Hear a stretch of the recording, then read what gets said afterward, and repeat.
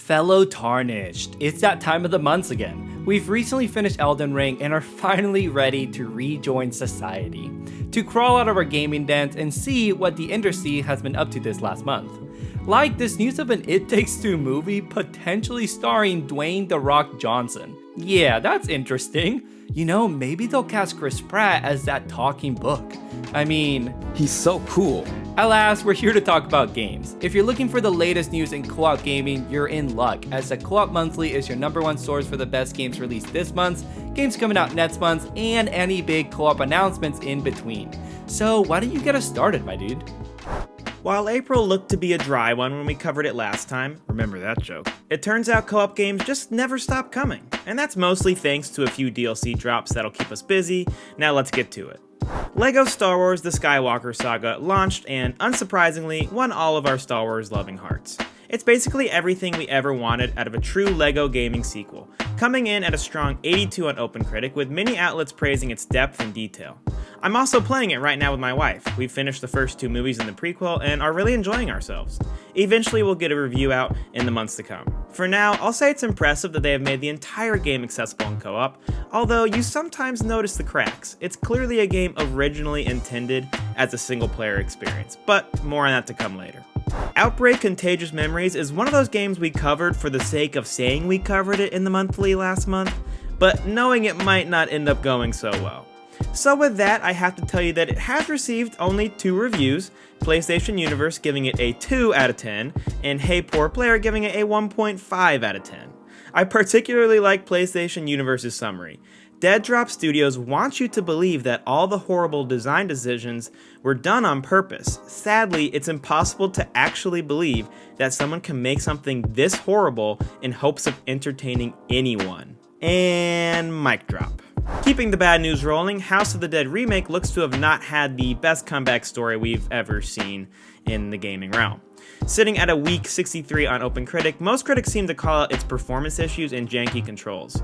That is good news in one sense, as those things can be fixed later on in a patch, but you know us, we're always dropping those positive vibes. Hopefully this one will be worth coming back to later. One of our big DLC drops this month was for Solasta, a D&D RPG that looked very similar to our personal favorite Divinity Original Sin 2. It got a big update that included online co-op this month, and it sounds great. You can play any of the campaigns, original, custom-made, or DLC with your friends. Plus, if you own the DLC packs and your friends don't, they can still join you free of cost. PC Games Jarrett Green says it's the perfect time to drop into Solasta, and specifically commented on the co-op saying, multiplayer makes the prospect of tackling the tricky main campaign a lot less intimidating, and getting groups together to play around in community-created adventures is a great game night activity. This one goes out to my boy Jake. I think he would like it if we played this. Let's keep the ball rolling with more DLC reviews. Back 4 Blood's first big DLC drop, Tunnel of Terrors, is doing okay with a 65 on OpenCritic, which was personally disappointing to hear. We reviewed Back 4 Blood back on release, but had a frustrating experience due to poor difficulty balancing. GameSpot specifically points out that those same issues are still present here, which is a bummer. The actual content looks interesting. It adds a new roguelite element with Ridden Hive sprinkled throughout the campaign, but overall it just doesn't look substantial enough to warrant returning. I've been hoping to return to Back 4 Blood and redeem our experience, but Tunnels of Terror doesn't look like it will make that happen. Tiny Tina also got its first of many DLC drops in Coiled Captors. Unfortunately, it's faring even worse than Tunnels of Terror. Most complaints stem from a lack of real content to keep players engaged while they grind the endgame. Could you say that maybe this DLC is too tiny? Alright, future Andrew, cut that joke out in post. Gabe and I are playing through Tiny Tina's right now with Jake and Garrett, and while it's early on, we're enjoying our time, but we're not the kind to stick around for lengthy post-launch plans, so luckily we're probably going to be unaffected by this disappointment. Let's finish it off with a cool one that really snuck up on us. Ember Knights released onto early access on PC to very positive ratings and got an 8.5 from God is a Geek. They specifically compared it to Hades as it's a top-down roguelite with 4-player co-op.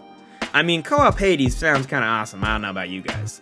The footage here looks cool, fast, and fun, which are all good adjectives for gaming. It came out on April 20th, so go check it out if you've got a PC, which we don't have PCs, and that is a bummer. If your wallet is hurting from the absolute onslaught of releases this first quarter, fret not, my friends, for things are finally starting to slow down. And while the amount of releases is slow next month, there's a lot of potential to be found in these 5 upcoming co-op games. First up, we have Salt and Sacrifice, a sequel to the excellent 2D Souls-like Salt and Sanctuary. This new entry draws even more elements from the Souls games with the addition of factions your character can ally with. It even takes some cues from Sekiro, with a new grappling hook mechanic used to help traverse the world. And I mean, that looks freaking sick actually.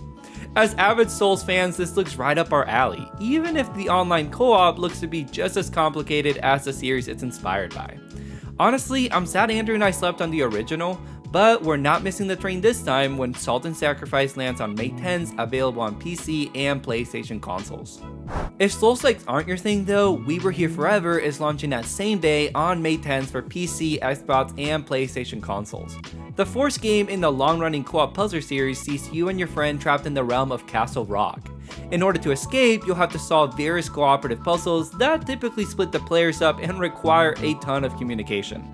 At launch, this will only be online co-op, but considering the previous games had local co-op, I'm sure that edition is in the works.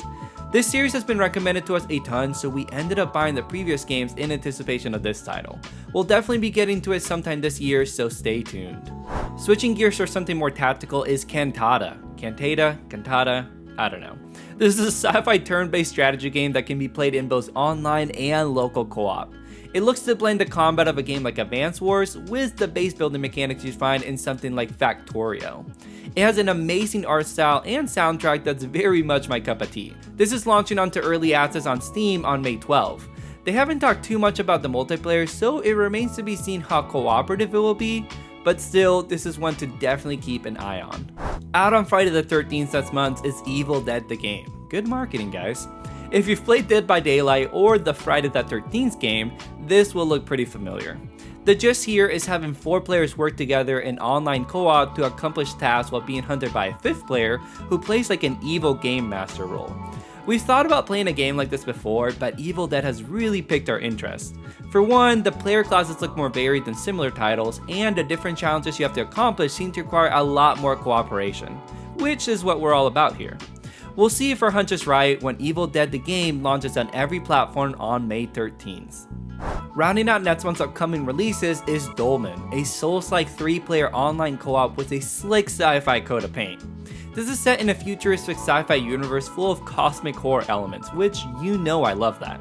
It'll feature both melee and ranged combat as well as a deep RPG system.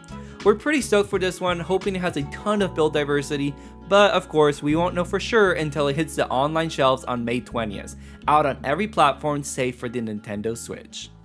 April ended up being no stranger to big co-op news, and we're here to cover it all for you. Let's start off with Outriders DLC announcement, Worldslayer. Coming June 30th, Worldslayer looks to right any remaining wrongs for Outriders by adding a completely new campaign, plus a revamped endgame, and looks to build on its strengths with more guns and more class customization. Look, we really enjoyed Outriders, and you can see why in our review. Is this enough to bring us back though? Time will tell. It's a hefty update, but comes on the same day as Monster Hunter's expansive Sunbreak DLC, which we are for sure playing. Either way, June 30th just got a lot more interesting. Nobody Saves the World came out exclusively to Xbox in January, but made its way to PlayStation and Switch on April 25th. But we're not the port bros, we're the co-op bros. So the good news here is that Nobody Saves the World is adding on a local co-op mode, and that's pretty cool, especially considering it was delivered with the corresponding online mode. If we ever can find a free point in our schedule, we really want to check this one out. It looks like a game that can get significantly better in co-op. Add it to the backlog. On the opposite side of that good news, we finally can stop wondering if Hogwarts Legacy will fulfill Gabe and I's dreams of attending our favorite wizarding school together. Hufflepuff for life? Nobody else? Okay, that's fine. According to the official Hogwarts Legacy fact page, Hogwarts Legacy is a single-player experience and does not have online or co-op gameplay. This is probably for the best, as it's a really big new game for a colossal franchise. Sometimes more focus is just for the better. You might have recently watched our Elden Ring review, shameless plug, but I think it's pretty great. We gave our honest thoughts on how we feel like the game can improve its co-op. It's time to modernize Miyazaki. Well, One Tarnish is taking matters into his own hands and creating an entire cooperative mod that totally changes the way you'll be playing with friends in Elden Ring on your PC. The general idea is for the mod to create a seamless cooperative experience with no boundaries or disconnections even after death.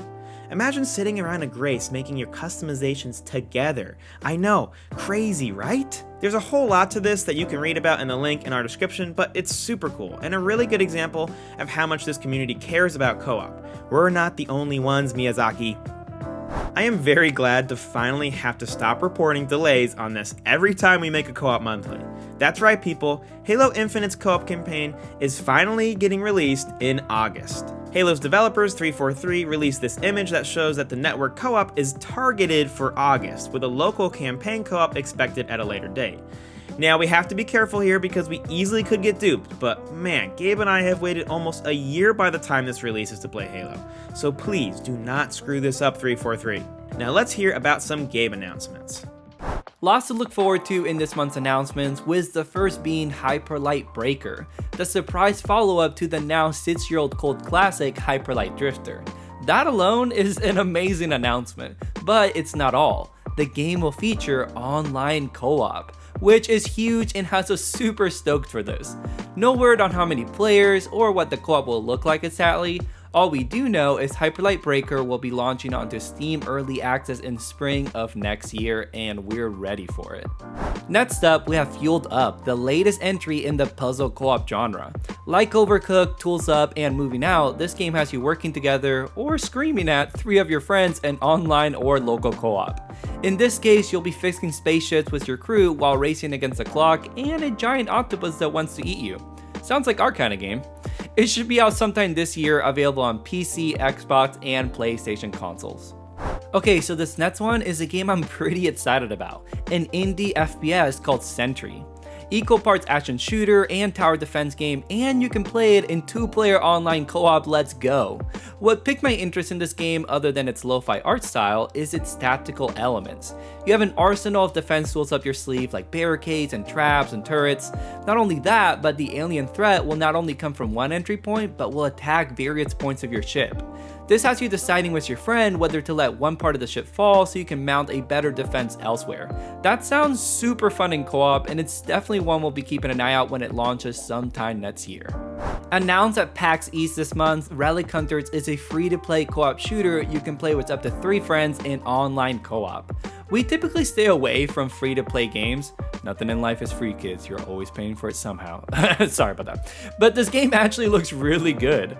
The art style is awesome, and the dev team have said they're committed to a monetization model that isn't gross. That's cool. You make a good game, we like it, you make a little money, everyone's happy. No release date yet, but go wishlist it on Steam if it suits you. The news is true, those crazy Squid Kids are coming back, my friends, as Splatoon 3 finally received a firm release date for September 3rd later this year. We're pretty excited for this. The Salmon Run co-op mode looks awesome, and we're just hoping Nintendo can get their act together when it comes to the multiplayer matchmaking, please. One way or another, we're happy to jump back into the series, and hopefully our friends will join us. Come on, guys. We never cover VR games on this channel. For one, we don't have VR headsets, and 2, there aren't many VR co-op games that look good at least. Well, here's 2 VR co-op announcements for all you Metaverse fans out there. First one is Ghostbusters VR, a nice and simple title. As expected, Ghostbusters VR has you team up with up to 3 friends to, well, catch some ghosts. It looks to be built specifically around co-op, which is really cool. No release window on this, but it'll be available on the MetaQuest 2. Also coming to the MetaQuest 2 is Aspire 2, a high-tech espionage game featuring 2 campaigns, one for single player and an exclusive co-op campaign you can play with a friend. While the graphics, yeah, they could definitely use some work, I could see this being really fun in co-op. The first game was met with middling reviews, so let's hope this one can iron out those kinks when it launches sometime this year. This time around, I've saved the bad news for last. Yeah, I'm sorry guys. The bad news being Baldur's Gate 3 will not fully release until sometime next year. And while this is indeed a huge bummer, at least we know the game will not rush to a late 2022 release. Ever since we played Divinity 2, we've been looking forward to this game, and hey, at least now it looks to be the most hype release for next year. And there you have it, guys, that's the Co-op Monthly for April. A seemingly innocuous month became a real banger for co-op news. I hear people comment all the time that co-op is dying, and sure, big developers may not always include it, but I think it is thriving. I promise, and I hope this show can give you a glimpse of how true that is. Thanks for watching, and consider showing us support by subscribing, following us on our socials, or joining us for a stream. We're playing Tiny Tina's with Jake and Garrett and finishing up Destiny 2 with our new friend Stompy. Shout out to Stompy. Either way, we'll catch you next time on another episode of The Co-op Bros.